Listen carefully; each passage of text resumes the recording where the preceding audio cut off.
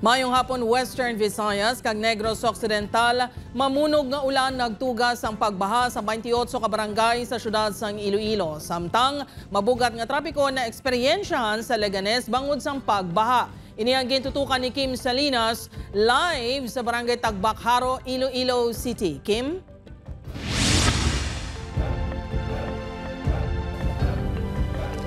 Jert, apisar nagwa na sa Philippine Area of Responsibility ang bagyong Krising kag nagaganhaga naman ang pag-ulan subong nga adlaw. Nagapabilin sa gihapon ang pila ka lugar sa Western Visayas nga ginabaha kag pila ka mga residente nga nagatinir sa evacuation centers. Napilitan nga magsulong sa baha ang pila ka pamuluyo malapit sa pangpang sang Dungon Creek sa Kalubihan, Haro. Magluwa sa alagyan, may mga balayman nga ginsulod sang tubig. Gapanilag kami kung magtaas na gidman, evacuate kami pero ginasure namon among mga gamit ara sa babaw. May pila naman ka mga pamilya nga ginpaidalom sa preemptive evacuation. Flight materials na damo. Kag coastal areas, ti magampak ang balod kung basko kang hangin, ti kuanong tangadaan nga hindi ta napagulaton bla. Ang amon niya nga balay, nakalautod amon nga haligi. Kag mga brace na blaser na nakalaanod sang bangod sang impact sang balod. 28 naman ka pamilya o kon masobrasin ka individual ang ginbakwit bangod sa pagbaha kag balod sa distrito sa Molo halin pa sang Sabado. Nagapabilin ang mga ini sa Baluarte Elementary School. Halos tanan sila aragid sa coastal area. Ang balay nila bisan nagsaylo kita sa gym, no, supposedly ang gym labot gapon sang balod. Datos sang Iloilo City Disaster Risk Reduction and Management Office, 28 ka barangay ang nagapabilin nga ginabaha.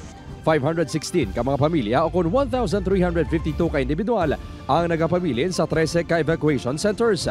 18 naman kabalay ang na-record nga nagkalaguba matapos matumbahan sang kahoy kag bangod sang madlo sang hangin. Sa total kag 17 ka partial. Continue sa aton nga pag-manage evacuation centers pag-provide sa pinaranasan nila. Pero wisyo naman para sa mga nagalabay nga mga motorista, ilabi na sa mga residente sa Barangay Tagbakharo ang pag-awas ng tubig gikan sa sapa. Ma-deliver lang kaning mga kabilya, ma'am. O basi di ba kaya, ma'am? Basi bla karon malang-alang sakyan ba. Kadugay nga mag-subside ang tubig kung nagbaman kay tungod sa kuan lalanit blagahalin ang tubig. Samtang sa Banwasang Leganes, nagtuga sa mabugat nga dalagan sang trapiko ang baha sa dalan.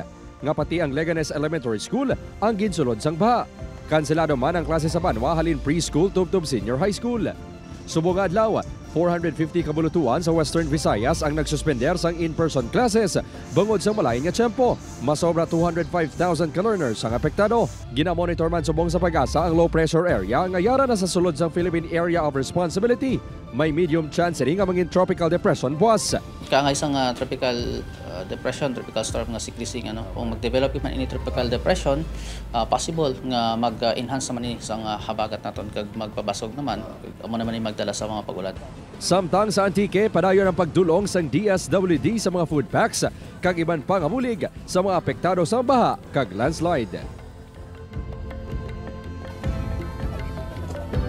Jert, santo sa rainfall forecast sa ang Pag-asa ipaidalom sa yellow rainfall ang probinsya sa Antique, Iloilo, Guimaras kag Negros Occidental, Buas.